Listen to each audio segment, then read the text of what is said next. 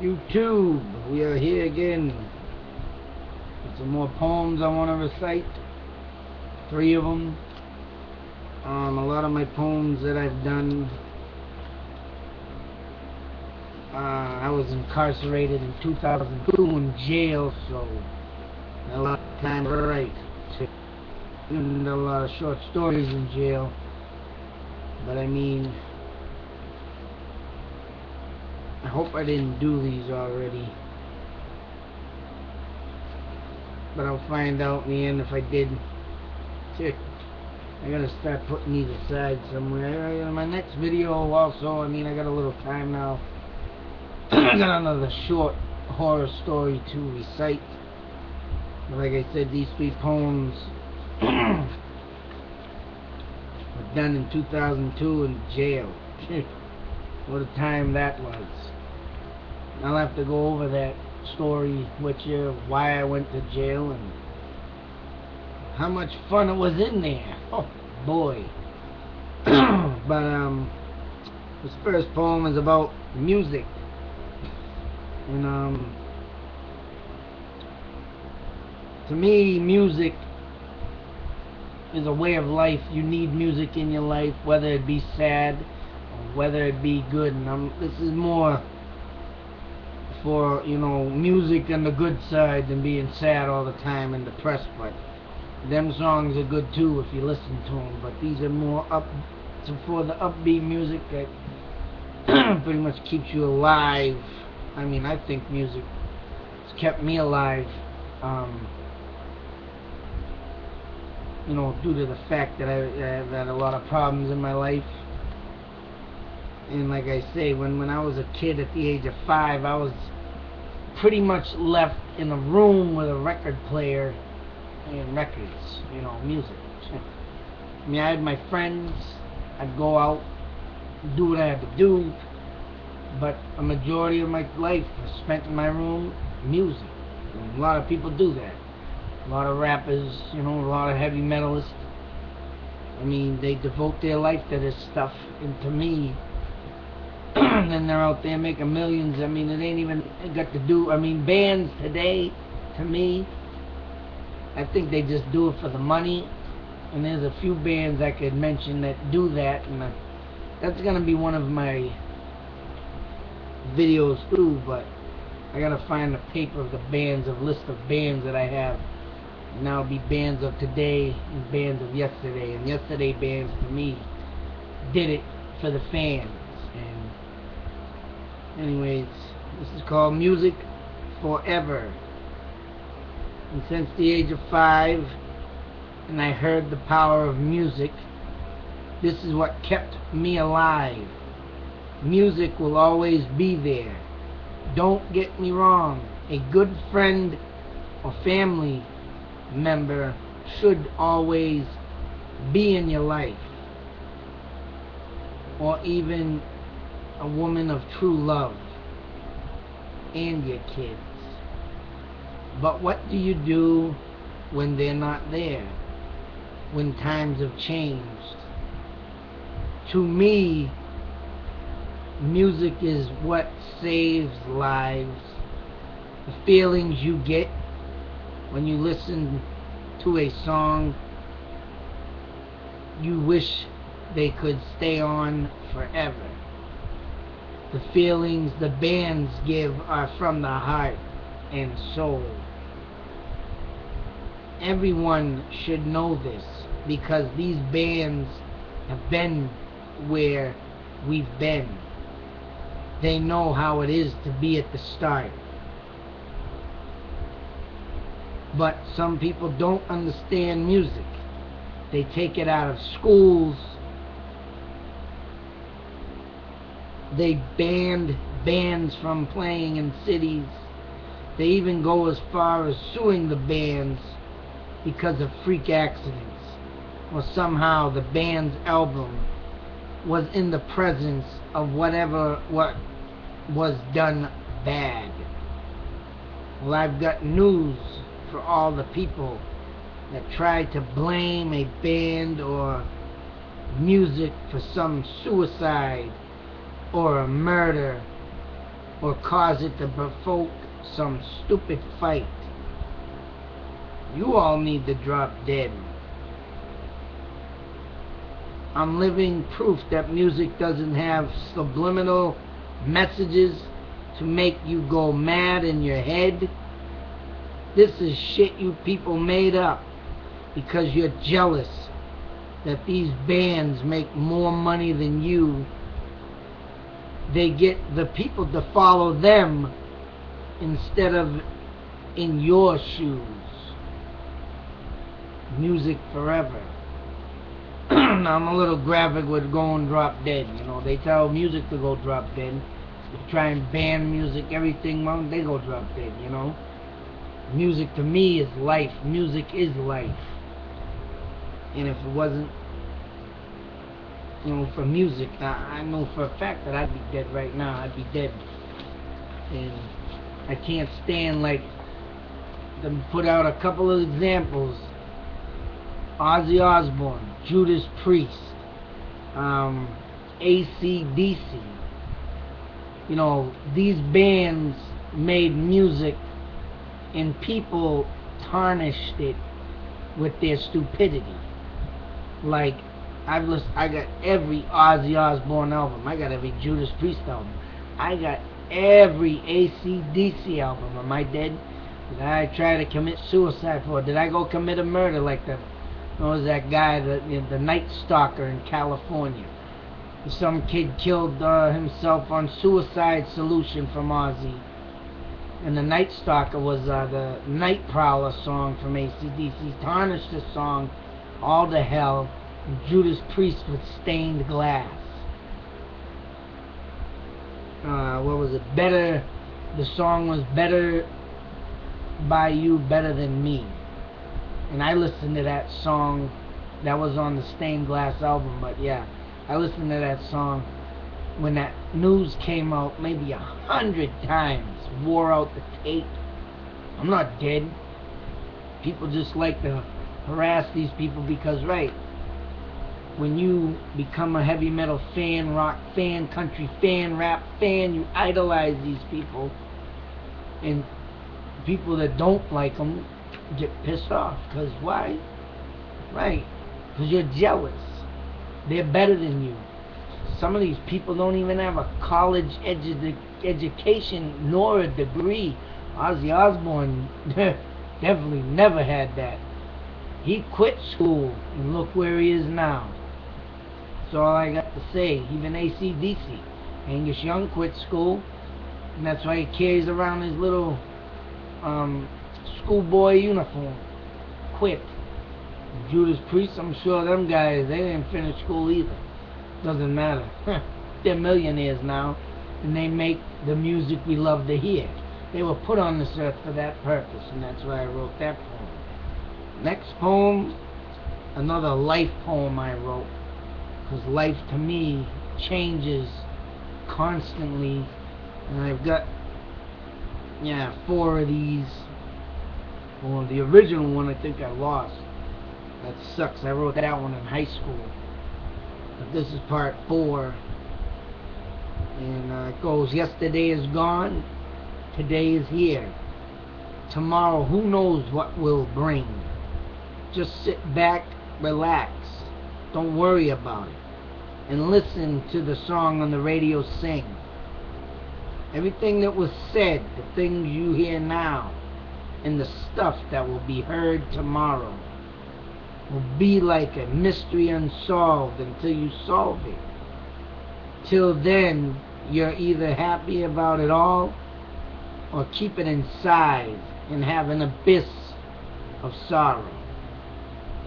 So when you look back at the things you have done, the things you're doing now, and plan what's in store for the next day, keep it in mind, the things left behind, the things you have done today, and how you should fix your next days full of fun. Enjoy life the best you can, and try to be straight and focus on not being dumb. Because you know as well as I do, the end could suddenly come. I mean, every time I write a poem, it's that moment, that time, and that feeling, just like a song. I've got lyrics up there too. I mean, I put out the graphic details of life. I live one day at a time. I'm not in the AA meetings and all, but yeah, you live one day at a time. You can't predict the future. You can't predict, oh, tomorrow I will owe lots of money. Tomorrow I'll be owed this and that. Tomorrow you could be dead broke sitting on the side of the street with some, another homeless person and eating out of a garbage can, So you never know. Day by day is, I don't want to say, oh, I'm not going to preach the AA meetings, but if I was going to say something on my own, day by day, live day by day, that's it. That's all you can do. And this last one I got is called Life is a Maze. Now this poem was done in jail, and I mean, it was more or less going on to my alcoholism and wanting to, not preach to people, but hey, we're all, what I was saying in jail and to people, we're all in the same damn boat. We're all waking up out of this bullshit we're in. Yeah, this pretty much came out, and pretty much what I'm trying to do right now is move forward. That's one thing that I've learned that I like to use as an example. Even Walt Disney back in, Jesus Christ, the 50s when he started. He started in the 30s or something, and he keep moving forward, hey. You gotta keep moving forward, that's it. You can't look back. You gotta correct what's wrong. Common sense. In this poem, like I said, life is a maze, waking up to reality from after all the stuff we use. It's like waking up to another life, and we feel very confused. Don't know how to deal with all of this commotion. Have to learn to deal with ever feelings ourselves. Hang on a sec. What? Yeah, shit. Have to learn to deal with whatever feelings ourselves, and most important, our devotion. It's hard to be clean from that feeling that once made us full of joy, made us feel superior. It made us feel, though, like we came of age and threw away our baby toys. Life is a maze, and you have to choose. I'm sorry, you have a choice. Take the dead ends and stay there, or continue the journey. You only have one life to live, and nobody knows where you go after you die. If you continue to use or do the bad things you do, you can stay in fantasy. Fucking asshole. Fucked it up. Excuse me. Folly. I'm gonna leave the bloopers in here. Fuck it. I goofed. I will be in jail. Might as well make a joke out of it now. When I wrote this poem, I was eating soup, Roman noodles. The golden treasure food, in jail, and I haven't written this poem over, but I got the goddamn soup, fucking the soup packet shit on my poem here. And now some of the words I try and read are covered by it. And I meant to fucking, oh Jesus. And I meant to rewrite this because I screwed it up like I said. Now I gotta do take two. Let me see if I can read this and get it right. Might as well just keep the follies in this to make myself more look like a jackass. Put some comedy in your life also. That's a good thing. Watch more Eddie Murphy and Jim Carrey movies. Fish your pants. Fucking damn. What an idiot. Hey, Phil. I had a fake guy over there that's talking in my head, you know. I'm going to tell him to shut the fuck up. He's bugging me now. Anyways, we'll do this take 2, and life is a maze, and hopefully I don't fuck it up because the soup fucking sauce is all over my goddamn poem. Bastard. I did it in the friggin' jail too. I went to read this in a fucking meeting, and the goddamn soup shit was there, and I was reading it, and I screwed it up. And of course, I got laughed at by the whole fucking building, but whatever. Waking up to reality from after all the stuff we use. It's like waking up to another world, a life, and we feel very confused. Don't know how to deal with all this commotion. Have to learn to deal with our feelings, ourselves, and most important, our devotion. It's hard to be clean from that feeling that once made us full of joy, made us feel superior, and made us feel though like when we came of age and threw away our baby toys. Life is a maze, and you have a choice. Take the dead ends and stay there, or continue your journey. You only have one life to live, and nobody knows where you go after you die. If you continue to use or do bad things in life, you can stay in a fantasy world and see nothing from your eyes. Or you could wake up, take back your life, stop getting chopped up by the butcher knife. So finish your maze, then close the door. There is better things to do out there than to be a walking drugstore. So take these words of wisdom, brainwash them in your head. 'Cause if you don't, you'll probably get stuck in your maze and wind up back in jail, or just wind up dead. Like I said, that was more or less a addiction poem for alcoholism, crackheads, cocaine head, heroin, whatever the hell you were back in jail back then. I mean, that's what I wrote. And finally I gotta fucking rewrite this damn thing so it comes out when I don't mess it up again. Goddamn fucking putts. This next story is gonna be a short horror story. This one I'm gonna definitely rewrite before I do it, because another one that I fucking screwed up on. Cheers. But I like to read something, and I had some woman that used to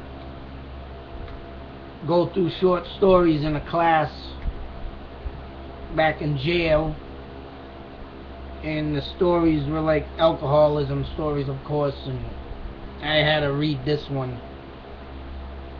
And she wrote this on my paper after she was done reading it, reading it, and wrote this. And like I said, I gotta redo it because she wrote on my words and other things in here messed up and there.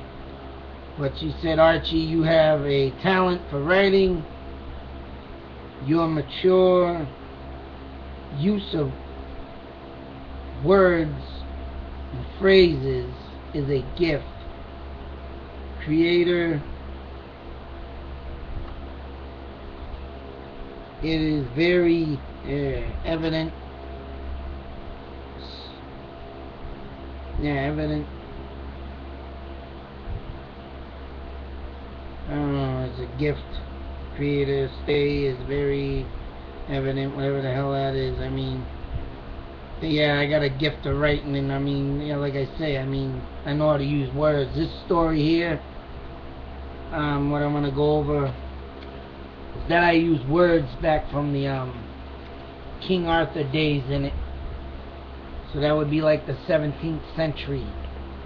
And these words I looked up in a dictionary from like, Jesus Christ, 1932. And that's a funny thing to mention, because what this story brings, I mean, I use words that people probably ain't even heard. And yeah, that's what makes this story unique. And like I say, you got these words in here from like King Arthur days, thou shall not, and all that stuff. I mean, I will go over it at the end of the story. I put down the definitions for every word I use. So I'll go over it. If people don't understand it, I mean, yeah, I'll go over it and explain to you how I use the words. Because, yeah, something needs to be done different. Because in the movie industry, you got nothing but remakes today. I'm sick of remakes. I'm sick of high volume, what can you call it, special effects. I mean, you only can go so far as if jumping out of a building and falling down the sky and landing on something. And you know, like I say, I've said in one comment in one video, you know, you got the movie like The Hitcher, and the movie like Escape from New York with Kurt Russell. Badass movie. And there wasn't many special effects in it. It was all stunts done by the people. But then you got movies today, and I'm going to put one out there that's really just out of this world and bizarre and stupid. It's Charlie's Angels. Now, I used to love that show when I was a kid. Of course, who wouldn't? But to make that movie the way they did, a huge truck falling from the sky, you got Drew Barrymore falling into it, doing this, what the... Man, you're only going to do so much on a movie, and it's... Give me a break. And I mean, I want... You know, movies these days, the special effects have gone too far. I mean, you know, there's another movie like that, and it's called... That Chinese karate movie where they're jumping up in the air, and they stay in the air, mid-air, 5-10 minutes, okay. Well, I don't even... I mean, I like watching The Matrix, but for what they did in there too, I mean, yeah, there you are in a digital world, and that right there, I mean, it was kind of dumb, lame how they stood up in the air and did this and this, but then again, you think, yeah, you're in a digital world, and there you go. That's how you stay up so long. But when they take movies like the Chinese there, and they're standing up in a world and this ancient stuff, you know what? You're insulting Bruce Lee, Jackie Chan, Jet Li, and the rest of them.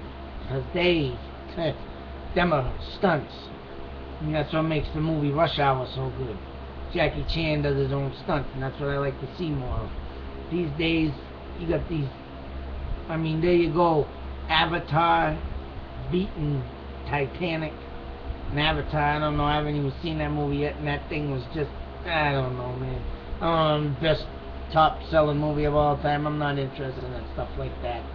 You go into a, you know what, that right there, and that's another thing about movies, the same concept. That reminds me of The Matrix. You go sit in a virtual world thing, or even Total Recall. You're sitting there in a virtual world, you get yeah, is that it? Total Recall. Yeah, Arnold Schwarzenegger. Put this mind thing on your head, you're in a fantasy world. Too many stories like that. So, I mean, I'm gonna be going over a bunch of movies also in another of what's good, what's not to me. It's gonna be another video. Until then, I'll have some more lyrics up. Gotta go through some more poems. Until then, YouTube, we'll see you on the next video. Big salute.